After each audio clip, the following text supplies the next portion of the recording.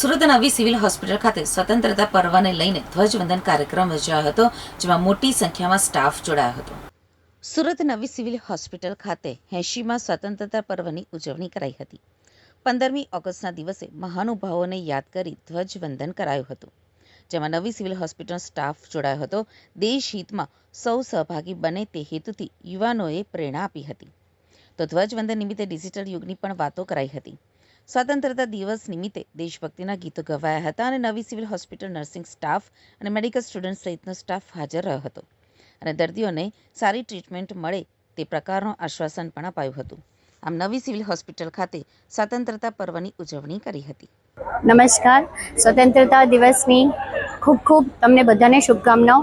આજે new civil hospital Surat ખાતે તમામ teachers, students, security staff, nursing staff, તમામ લોકોએ બધા સ્ટાફે આજે બહુ જ સરસ સ્વતંત્રતા દિવસનું આયોજન કર્યું હતું. ખૂબ જ સરસ રીતે આપણા જે સ્વતંત્ર સેનાનીઓ છે એમને યાદ કર્યા હતા અને આજના સમયમાં કઈ રીતે આપણે દેશને કંઈક આપવું, દેશની માટે કંઈક કરવું, તો સિવિલ હોસ્પિટલ સુરત માટે ડેડિકેટેડલી કામ કરવું અને પેશન્ટને પ્રાધાન્ય આપવું, પેશન્ટની તકલીફો, પેશન્ટની ડિમાન્ડ્સ, પેશન્ટના સેટિસ્ફેક્શનને પ્રાધાન્ય આપ્યું.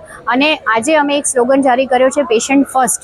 એટલે પેશન્ટ જે કહેશે, પેશન્ટની જે ઈચ્છા છે, પેશન્ટની જે એક્સપેક્ટેશન છે એને પૂરી કરવા માટે અમે આગળ અમારી SOP બનાવીશું, અમારા પ્રોટોકોલ્સ બનાવીશું અને પેશન્ટની તકલીફો ઓછી થાય એના માટે કાર્યરત રહીશું. તો સમગ્ર ટીમનો આભાર માનું છું અને અમારી સાથે ડીન ડૉક્ટર જયેશ બ્રહ્મટ જોડાયા હતા તથા ચીફ ગેસ્ટ તરીકે અમારી સાથે આજે કર્નલ શ્રી વશિષ્ઠજી જોડાયા હતા, જે એક રિટાયર્ડ આર્મી ઓફિસર છે અને સાથે સાથે અમારા retired dean doctor Vajpayee sir, doctor Vikasben Desai તથા ડૉક્ટર પ્રહલાદ રાય સર તથા અન્ય ફેકલ્ટીઝ અને HODs તમામ લોકો જોડાયા હતા અને 40થી 50 સ્ટાફ, જેમ કે ઓફિસ સ્ટાફ છે, નર્સિંગ સ્ટાફ છે, સફાઈ કામદાર છે, સિક્યુરિટી સ્ટાફ છે, IT સ્ટાફ છે, એ તમામ લોકોનું સન્માન કરવામાં આવ્યું છે.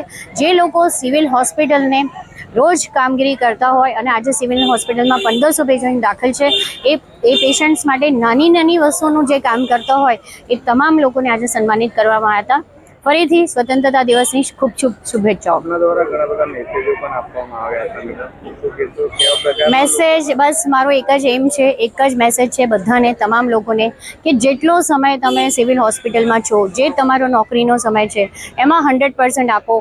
એનાથી વધારે આપવાની જરૂર નથી. બસ એ સમય વેસ્ટ નહીં કરો. એ સમય તમે પેશન્ટ્સ માટે, એમની ટ્રીટમેન્ટ માટે, સફાઈ માટે, વોશરૂમની સફાઈ માટે, સિક્યુરિટી માટે આપો. એટલી લોયલ્ટી જો આપણે સિવિલ હોસ્પિટલને બતાવીએ તો એ આપણો દેશ પ્રત્યેનું એક ફરજ છે અને દેશ પ્રત્યેનું એક યોગદાન છે.